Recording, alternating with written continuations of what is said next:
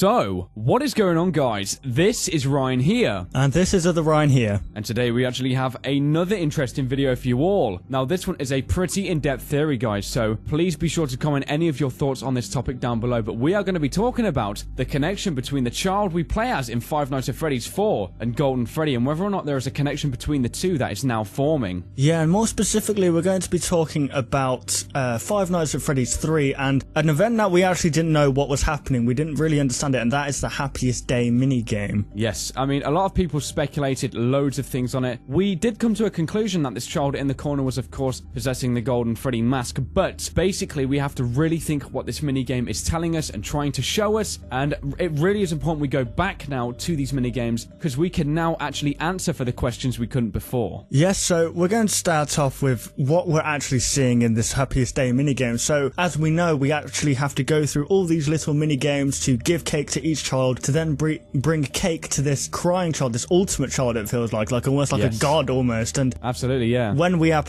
present him with this cake, he actually drops his mask and they all faint. Well, not faint, but they all fade and go away. Yes, and that is the good ending that the Ryan is actually explaining. You can actually get the bad ending where we don't actually save the child, which we are then greeted with the animatronic suits seemingly being possessed. Now, there is a big connection with these animatronic suits being possessed and also this child. So, as Ryan said, if we actually get the good ending, we can see 4 characters wearing these distinctive Freddy Fazbear's Pizza masks. That is of Foxy, Bonnie, Chica, and also Freddy. And basically, as you complete these Happiest Day minigames, they'll begin to line up, and eventually we have to give cake to this crying child, and then once he stops crying, all of the masks drop, and it's almost like everything has set free. Now, this actually causes us to think of a lot of things, and actually answers some questions for who the 4 murdered childs may possibly be after this happenings of the Bite of 87. Yes, so, I mean, when we actually do free each individual child and bring them to the Happiest Day minigame, we can, I guess you could tell from psychological grouping how they're positioned in this scene,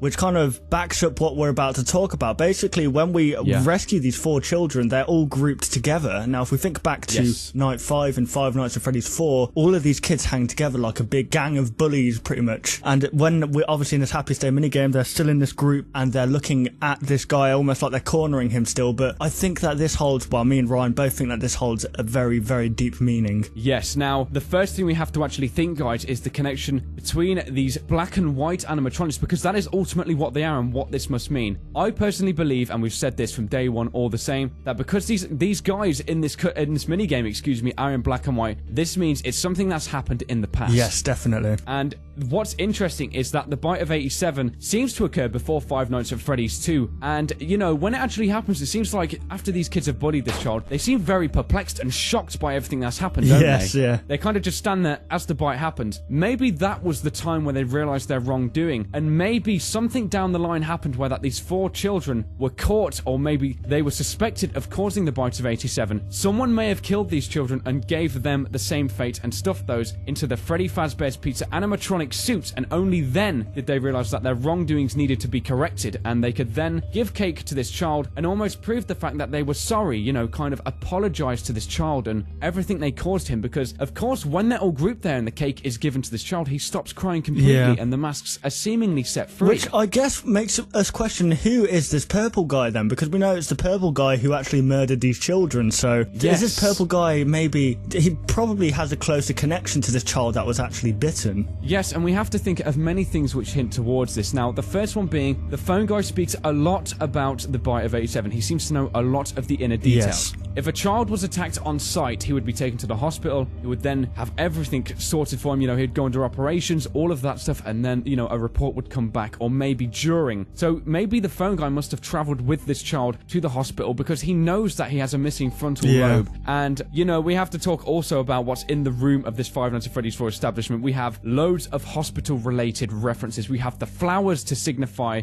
typically what you see in a hospital. There's also a pill bottle, seemingly containing pills, and there's also what appears to be some kind of life support machine. It's I think it's an IV bag, it's called. An IV bag, yeah, which would, you know, hydrate this child if he was in some kind of coma. Yeah. Oh god. Yeah. And, you know, we have to think about all these little things now, and it just seems really unusual that, you know, it wouldn't just be 4 random children who are actually giving this child cake. And, you know, another thing that really demonstrates that these kids must have been murdered is the fact that they seemingly disappear once everything has been solved. So these children must have actually been killed after the happenings, and, you know, there is so much evidence to suggest so many things. It does make you think what happens to this victim of 87, actually, because in the Happiest Day minigame, we see him as this dead child. So does that mean that he eventually died from his wounds and he was in this state of, like, sorrowness because of it? He was stuck in this kind of purgatory world. Yeah, he's stuck in a purgatory world because he was sad when he died, and, you know, he's sad in the afterlife, and it's only when people actually, you know, give him cake and say they're sorry that he can move on and be happy with his actual afterlife existence. Yeah, exactly. And there's actually something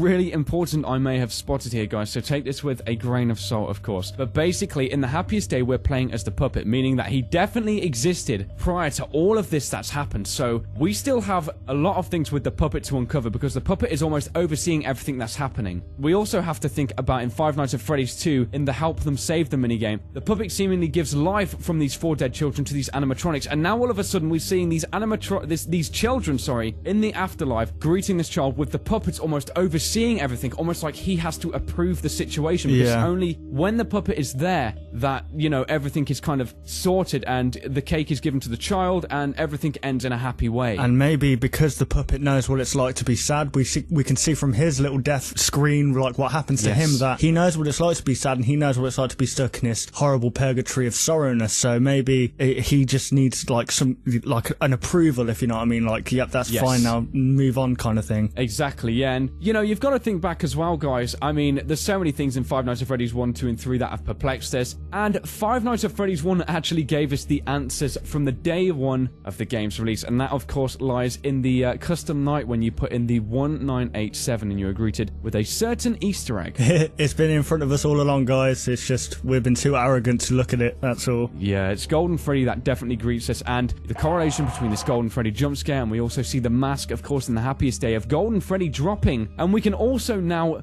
almost certainly know that in Five Nights at Freddy's 3, in the bad ending, the illuminated eyes in the dark is definitely Golden Freddy. Yes, definitely. And there we have it, guys. So hopefully you did enjoy this video. Be sure to comment down below any of your thoughts on this theory, because it is a big one and we'd love to hear your feedback on it. Yes, and if you guys enjoyed this theory, why not leave a like rating down below? And if you're new to our channel, why not subscribe for more theories like this, and also the games on the side. So thank you very much for watching this video, guys, and we'll, of course, see you on the next one. Goodbye, guys.